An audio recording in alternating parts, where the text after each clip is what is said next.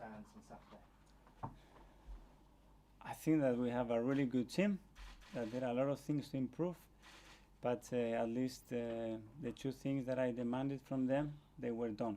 So they committed to something and they did it, so it was a good starting point. And you've had a couple of training sessions with them now. What have you been working on? What's your priority? Well, yesterday's session, it was for the players that weren't very involved in the game, so we couldn't do much with them, but we used the time to start implementing some ideas that I want to bring to the team straight away, and some behaviors that they're going to be important to help us achieve what we want to do.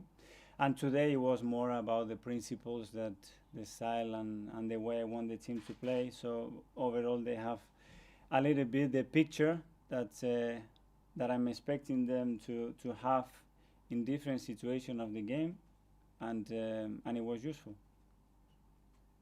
Do you have any injury news to start with? No. Nothing new, no? No. Fine. You talked in your press conference last week about trying to increase the energy levels in your team. Did you see a change in that area at Everton? I did it. I think we are much more committed. I think we had a different kind of aggression every time we lose the ball. I think the body language was much better than in the past few games, and I think they played with more passion as well in the game. Obviously there were things to improve, but at least those has to be non-negotiable. Those have to be on the table for every game, for every training session, and the way we're going to live together. Freddie Ljungberg said after the Everton game that he's been offered a role to stay on here. He was going to meet with you as well. You said you were going to meet with him. Can you give us an update with what happened there, and also your backroom team? I spoke to Freddie after the game. I told him that my idea is the people that I wanted to bring to form my coaching staff, the roles or responsibilities of each of them, and I wanted to know what he was feeling. I wanted to know what he had in mind, what his expectations were. And we talked, and we made a decision that the best thing to carry on was for him to stay with us. I think he can be very valuable. I think he knows the players, he knows the situation, he knows the history on where are we coming from, and as well his knowledge on the game is going to only help us to be better. Did you know him very well anyway? I knew him a little bit, obviously, and we will start a new chapter now, with ideas, with new ways of doing things. But I got a really good impression, and he's ready to help. He was very positive. He said after Everton as well that he would have dropped Mesut Ozil even if he'd not been injured. What did you make of those comments, first of all? Does that suggest that there is a problem with Mesut's attitude as well as his football? I don't know, it's a question for him. I just wanted him to make the decision on the day to pick the best possible lineup to win against Everton, and my job started just straight after the game to try to pick the players up, first of all mentally, and put him all the time in the work frame that I want, and with me they have a clean sheet. I told them, I'm not expecting, and you're not going to be judged on things that you've done in the past, whether they are negative or positive. This is evolving every day, and I'm expecting you to perform and be in the right mindset every single day for me. And if you do that, you will have a chance to play. If you don't, you won't. Just looking at the games so far, before you arrived, obviously you dropped points against Brighton, Norwich, Southampton, Watford, Sheffield United, Crystal Palace. A lot of games against teams, mostly in the lower half, that you've dropped points against. Does that mean that for the trip to Bournemouth, you'll possibly be looking at the mentality of the team? Is this a chance to assess that at this early stage? Yes, we will try to put the most competitive team against that team. We know how tricky that stadium is and how complicated they're going to make it for us. But we have to be ready. We analyze the opponents, and we have to try to nullify them as much as possible and make, as I said before, as predictable as possible for us, so when the players jump in that pitch, they know exactly what they're facing. You mentioned last week as well that you've not really discussed the transfer market at that stage. Have you had a chance to discuss with the hierarchy here at the club about what you're going to do in January? Because it's only a few days away now. Yeah, but we had many other conversations. Now is so much going on in the last 48 hours. But yeah, we have a meeting in place very soon. We have some ideas, but we have to put them together.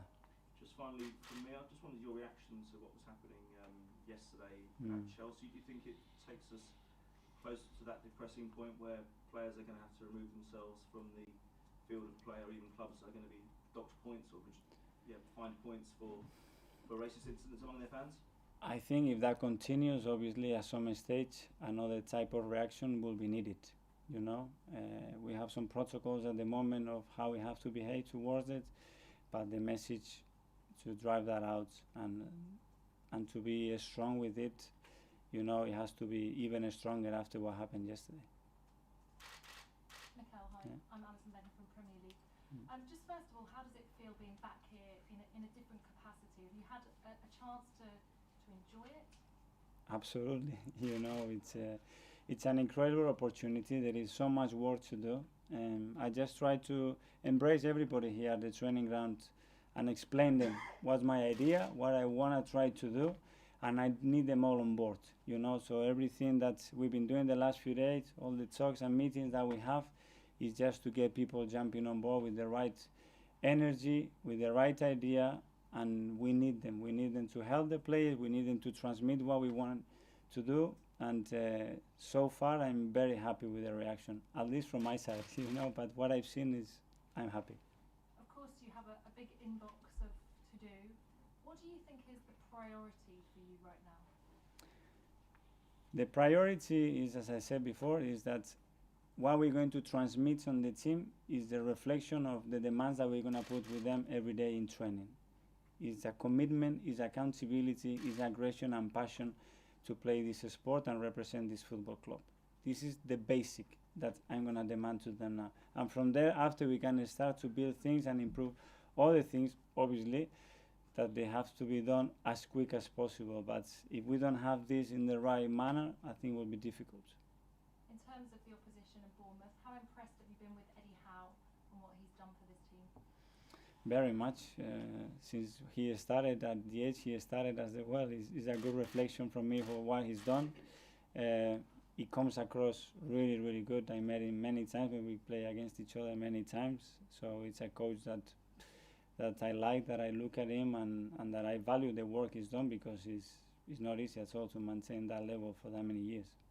We're just trying to get an idea of what kind of a manager that you'll be. I know that Pep Guardiola is very, he had a lot of preparation, a lot of tactics, took players into his room and did lots of laptop sessions. Is that the kind of person you are? Yes. And I wonder how much of an influence you are. And a lot of people say that you haven't got any experience as a number one, but how much do you think that you did at Manchester City as a number two? I helped as much as I could. To put that into figures is not something I would like to do, but I gave everything I had to try to improve the club, the organization, and the players, and they create the right environment and give the solutions to the players to feel more secure when they were jumping them, to know exactly what I wanted to do. Give guidance, give help to Pep, avoid him as many problems as I could, jumping into his door. That was one of the biggest challenges as well, and enjoy the profession.